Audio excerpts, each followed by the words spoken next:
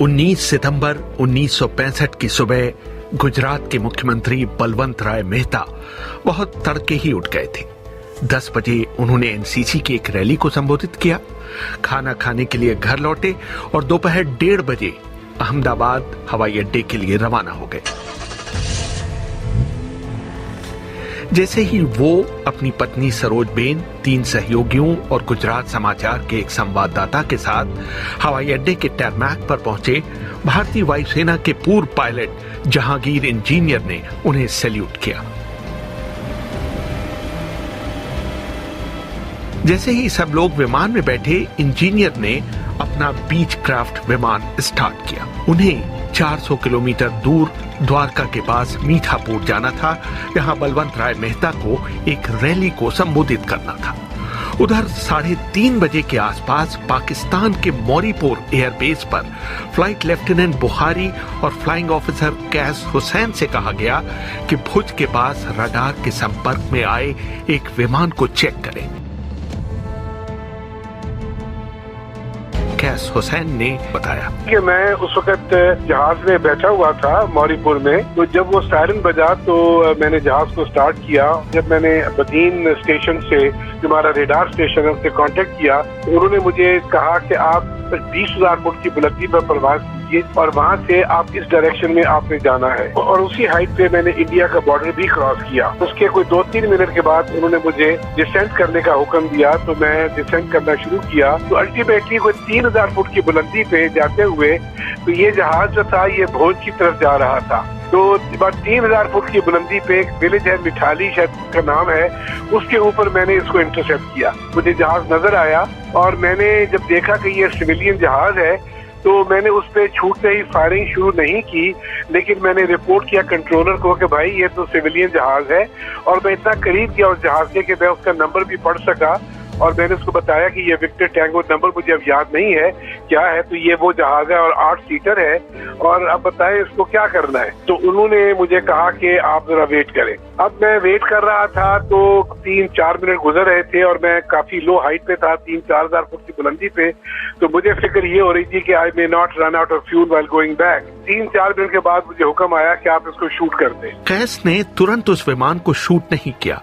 उन्होंने control room से दोबारा इस बात की तस्दीक की कि क्या वो वास्तव में चाहते हैं कि उस विमान को गिरा दिया जाए। मैंने कंफर्म किया कि जी आप वाकई इसको शूट करना चाहते हैं, तो कहने लगे हाँ इसको शूट कर दीजिए आप। तो मैंने उसके पीछे आके इस पर निशाना लिया और निशाना लेके तो मैंने उसको शूट किया। पहली बारी में तो जब मैंने उसको छोटा सा मैंने बर्स्ट किया तो मैंने देखा कि उसके लेफ्ट विंग से कोई चीज उड़ी है। उसके बाद ही केप्ट फ्लाइंग। उसके बाद फिर मैं वापस आया राउंड लेके, तो मैंने स्पीड अपनी स्लो की और स्पीड स्लो करके, स्पीड ब्रेक्स निकाल के, स्पीड स्लो करके उसके पीछे आराम से बैठ के तो मैंने उसको थोड़ा सा लंबा फायर दिया। तो फिर मैंने देखा कि उसके राइट इंजन से फ्लेम्स निकले और फिर उसने नोज ओवर किया तो he went into a 90 degree steep dive towards the ground और कुछ अरसे के बाद वो ग्राउंड हिट हुआ और वो क्रैश किया और मुझे पता था जहाज में बहुत बड़ा बॉल ऑफ फायर था, तो I knew everybody had been killed. कैस बताते हैं कि शूटिंग से पहले उस विमान ने उन्हें बार-बार संकेत देने की कोशिश की कि वो एक असैनिक विमान है। जब मैंने उनको इंटरसेप्ट किया तो उसके बाद उन्होंने उसी विंग्स को वैगल करना शुरू किया, जिसका मतलब ये था कि भाई have mercy on me. The reason behind shooting him was not कि सिविलियन रेखा जो मिला उसको मार दो। मुश्किल ये थी डिसीजन लेने में कि जहाज तो सिविलियन है, लेकिन क्या ये बॉर्डर पे जो अप एंड डाउन जो फ्लाइंग कर रहे थे, क्या ये कोई तस्वीरें ले रहे थे, रेकी कर रहे थे, जिससे कि इंडिया को और फ्रंट खोलना चाहते हैं यहाँ पर। बलवंत राय मेहता जी का तो किसी को ख्याल भी नहीं आया कि वो और उनकी श्रीमती और उनके साथ को 5-6 और उनके स्टाफ के बंदे होंगे, और ना ही कोई ऐसा मीन्स था कांटेक्ट करने का रेडियो पे कि पता चलता कि उसके अंदर जहाज के अंदर वाकई कौन है कौन नहीं है।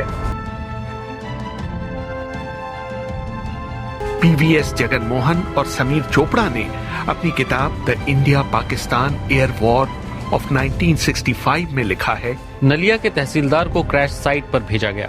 वहां उन्हें गुजरात समाचार पत्र के एक पत्रकार का जला हुआ परिचय पत्र मिला। कई सवालों के जवाब अभी तक नहीं मिल पाए हैं। मसलन जहाज को लड़ाई की जगह पर बिना किसी एस्कॉर्ट विमान के क्यों जाने दिया गया? क्या जहाज भारतीय वायुसेना की जानकारी के बिना वहां गया?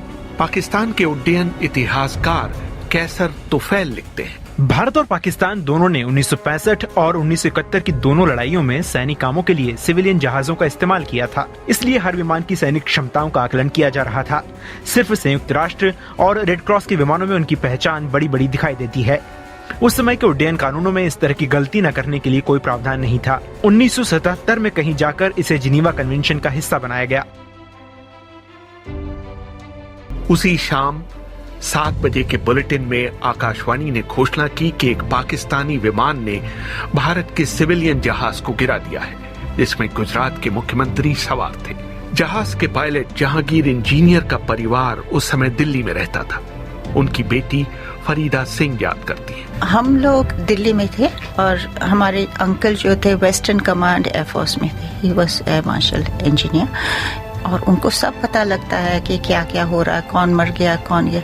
उसने तुरंत फोन किया हेडक्वार्टर से, दिल्ली से हमको दिल्ली में फोन किया कि आपका पिताजी, सॉरी हमारे भाई और आपका पिताजी अभी नहीं रहा।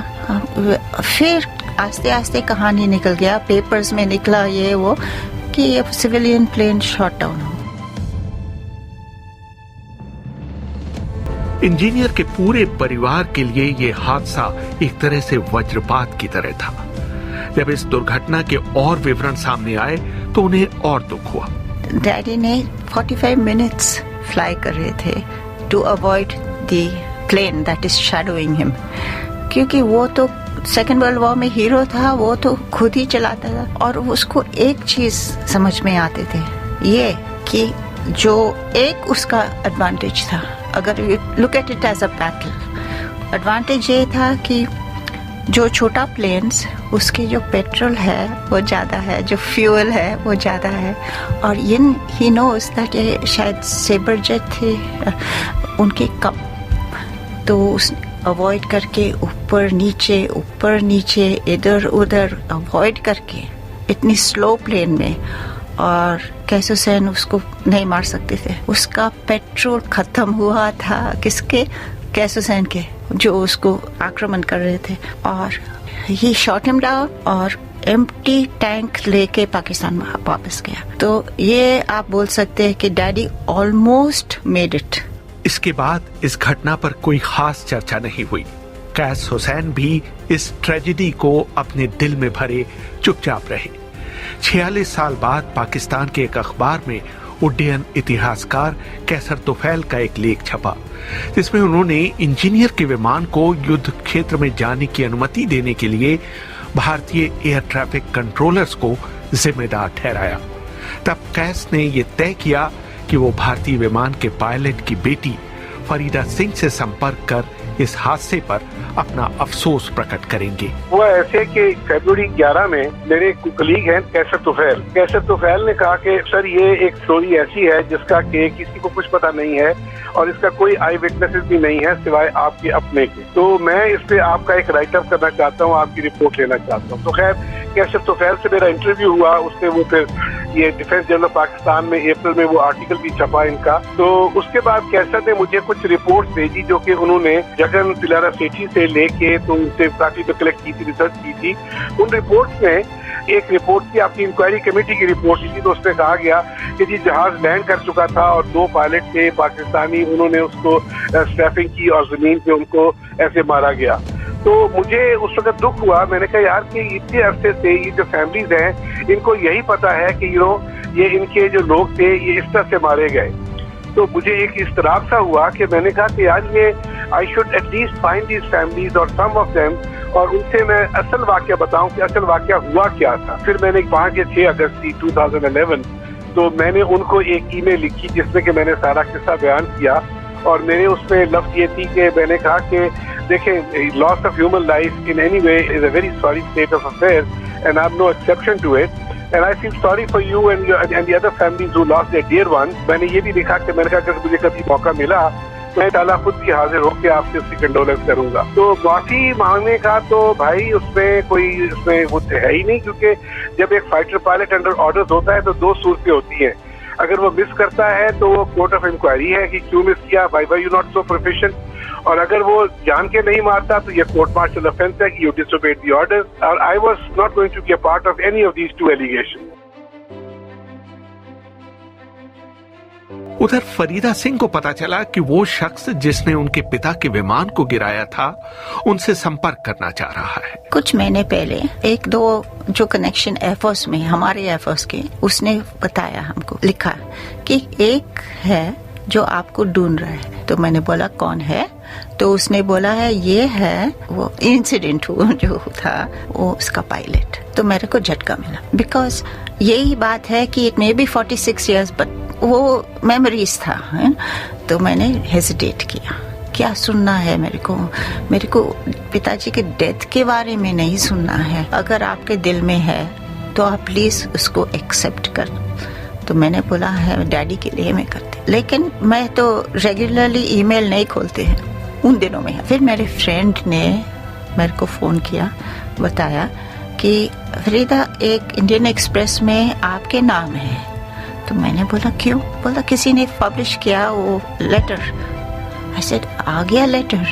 तो मैंने तुरंत जाके ईमेल देखा और मैंने उसी टाइम बैठ के उसको, मैंने एक मिनट हेजिटेट नहीं किया, क्योंकि किसी ने लिखा है और मैं रिस्पॉन्ड ना करूं। फरीदा ने तुरंत कैश के ईमेल का जवाब दिया। उनका बहुत अच्छा रिस्पांस था। उसके बाद मैंने कहा जी कि I move one step and she move many steps forward, you know. Farida कहती है कि उन्होंने कैश के ईमेल का इसलिए तुरंत जवाब दिया क्योंकि उनकी नजर में उनके पत्र में कोई लाग लपेट नहीं था और वो तहे दिल से लिखा गया था। एक चीज था, जेन्युइन था, बहुत जेन्युइन था।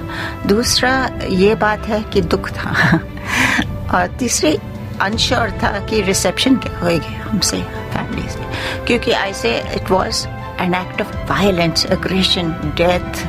तो जो इनोसेंट फैमिली था उसके क्या रिएक्शन होगी। उसने लिखा है, कैस हुसैन ने, कि I did not want to shoot that plane down. ये बहुत बड़ा बात है, बस वो एक चीज बहुत बड़ा बात है, क्योंकि उसके दिल में इतना एंटी माय फादर नहीं थे।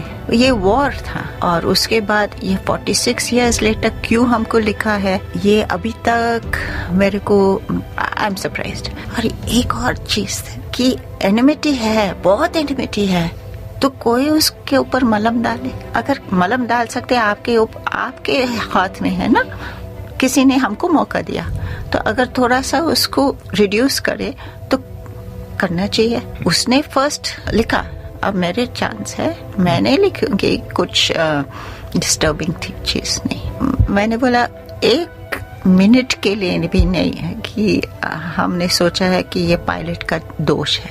Pilot was fighting a war, ये वॉर था और बड़े अच्छे लोग भी वॉर में बदलते हैं या have to do things which are not right, not good। तो हमने नहीं सोचा है कि पायलट की दोष है, हाँ वॉर की दोष है, यही हम सोचा है। तो मैंने लिखा ये, और we are only pawns in the game of war। और मैंने उसको लिखा है, I hope you find peace।